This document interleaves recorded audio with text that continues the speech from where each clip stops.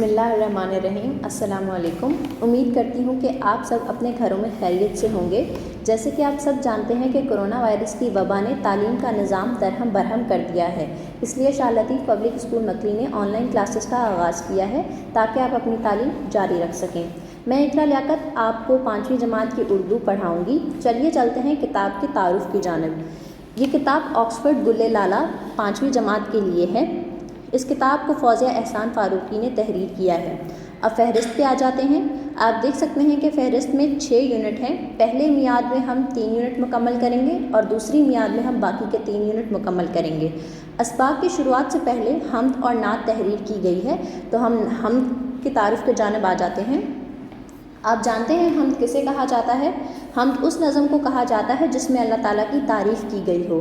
جیسے کہ ہم ہر کام کی شروعات میں اللہ تعالیٰ کا نام لیا کرتے ہیں تاکہ وہ کام اچھے سے ہو، اسی طرح سے ہماری کتاب کی شروعات بھی حمد سے کی گئی ہے۔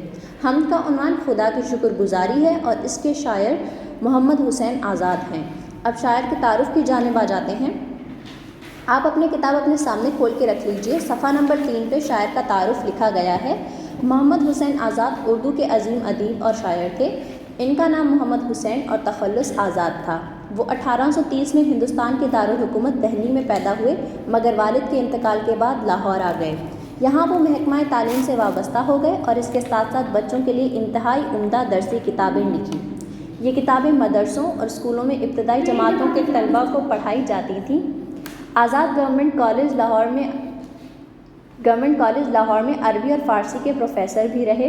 بے شمار علمی اور ادبی خدمات پر حکومت نے انہیں شمس العلماء کے خطاب سے نوازا۔ شمس العلماء جو ہے وہ ایک خطاب ہے جو برطانوی حکومت کی جانب سے عالموں کو دیا جاتا ہے۔ 1910 میں وہ لاہور میں انتقال کر گئے۔ اب دوبارہ حمد پہ آ جاتے ہیں جس کا عنوان خدا کی شکر گزاری ہے۔ اس حمد میں مکمل 16 شعر ہیں جس کو میں نے 2 حصوں میں تقسیم کر دیا ہے۔ پہلے حصے میں ہم 8 شعر مکمل کریں گے اور دوسرے حصے میں ہم باقی کے 8 شعر مکمل کریں گے تاکہ آپ کو سمجھنے میں آسانی ہو۔ عنوان ہے خدا کی شکر گزاری۔ خدا کی شکر گزاری ہر اس نعمت پہ جس سے اللہ پاک نے ہمیں نوازا ہے، تو اس حمد میں شاعر اللہ تعالیٰ کی ہر اس نعمت کا شکر ادا کریں گے جس سے اللہ پاک نے ہمیں نوازا ہے۔ عنایت کا اس کی بیاں کیا کریں، عجب نعمتیں اس نے بخشی ہمیں۔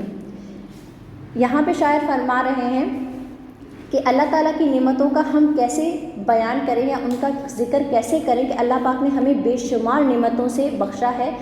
اتنی نعمتوں سے بخشا ہے کہ ہم انہیں گن بھی نہیں سکتے۔ زمین اپنے بندوں کے رہنے کو دی، ہوا سانس لینے کے خاطر ملی۔ اپنے بندوں کے رہنے کے لیے اللہ پاک نے زمین بنائی اور پھر اس زمین کے اوپر ہوا چلائی تاکہ ہم اس میں سانس لے کر زندہ رہ سکیں۔ بجھانے کو پیاس ان کی پانی دیا، پکانے کو دی آگ اس نے بنا۔ جب ہمیں پیاس لگتی ہے تو ہم پانی پیتے ہیں اور پانی اللہ تعالیٰ کی نعمتوں میں سے سب سے بڑی نعمت ہے۔ تو اللہ پاک نے ہماری پیاس بجھانے کے لیے پانی کو تخلیق کیا اور آگ جو ہے وہ کھانا بنانے کے لیے دی۔ جیسے پہلے زمانے کے لوگ کچا کھانا کھاتے تھے، پیڑ پودے کھاتے تھے، کچے جانور کھاتے تھے، تو اللہ پاک نے آگ بنائی تاکہ ہم کھانا پکا کر کھا سکیں۔ اناج اپنی رحمت سے پیدا کیا، جسے کھا کے جیتا ہے چھوٹا بڑا۔ اللہ پاک نے مختلف قسم کے اناج بنائے، دالیں، سبزیاں، پھل، یہ سارے اناج بنائے تاکہ ہم انہیں کھا کر زندہ رہ سکیں، کیونکہ کھانے کے بغیر ہم زندہ نہیں رہ سکتے۔ کہیں پھول ہیں سونگھنے کے لیے، کہیں اس نے کھانے کو میوے دیے۔ اور پھر زمین کی خوبصورتی میں اضافہ کرنے کے لیے اللہ پاک نے پھول بنائے اور پھول مہکدار پھول بنائے، مختلف قسموں کے مختلف رنگوں کے پھول بنائے تاکہ اس سے زمین کی خوبصورتی میں اضافہ ہو، اور اسے ہم جب سونگھتے ہیں تو مختلف اقسام کی جو ہے وہ خوشبوئیں ہوتی ہیں جس سے ہمیں بہت لطف آتا ہے۔ اور اس کے ساتھ ساتھ میوے بنائے تاکہ ہم ان کا بھی لطف لے سکیں۔ جیسے کہ سردیوں کے موسم میں میوے بہت زیادہ استعمال کیے جاتے ہیں، مونگ پھلی، بادام، اخروٹ وغیرہ۔ زبان دی کے بولا کریں سچ صدا، نگاہ دی کے دیکھیں بھلا اور برا۔ اللہ پاک نے ہمیں یہ زبان دی ہے تاکہ ہم اس سے سچ بولا کریں، اور ساتھ میں ہمیں آنکھیں دی ہیں تاکہ بھلا اور برا دیکھ سکیں۔ کون سی اب دیکھتے ہیں ہم بہت ساری چیزیں ہیں جو ہم اپنی آنکھوں سے دیکھا کرتے ہیں، اب فیصلہ ہم دیکھ کے کرتے ہیں کہ کون سا کام برا ہو رہا ہے اور کون سا کام اچھا ہو رہا ہے۔ دیے کان سننے کو باتیں ہمیں، سمجھ اس لیے دی کہ سوچے انہیں۔ اللہ پاک نے ہمیں کان دیے ہیں، اس سے ہم اچھی باتیں بھی سنتے ہیں اور بری باتیں بھی سنتے ہیں، لیکن اس کے ساتھ ساتھ اللہ پاک نے ہمیں عقل دی ہے، سمجھ دی ہے، دماغ دیا ہے، جس کے ذریعے ہم ان باتوں کو سن کر یہ فیصلہ کریں گے کہ کون سی بات غلط ہے جو ہمیں غلط راستے پہ لے کے جائے گی، اور کون سی بات صحیح ہے جو ہمیں صحیح راستے پہ لے کے جائے گی۔ دیے ہاتھ ہر کام کے واسطے، دیے پاؤں سیر اور سفر کے لیے۔ ہاتھ اللہ پاک نے ہمیں دیے ہیں تاکہ ہم اپنا کام کر سکیں، جیسے ہمارے پیارے نبی حضرت محمد مصطفیٰ صلی اللہ علیہ وآلہ وسلم اپنا کام خود کیا کرتے تھے، تو اللہ پاک نے ہمیں ہاتھ کس لیے دیے ہیں کہ تاکہ ہم اپنا ہر کام خود سے کر سکیں۔ اس کے ساتھ ساتھ ہمیں پاؤں دیے ہیں چلنے کے لیے، ایک جگہ سے دوسری جگہ جانے کے لیے۔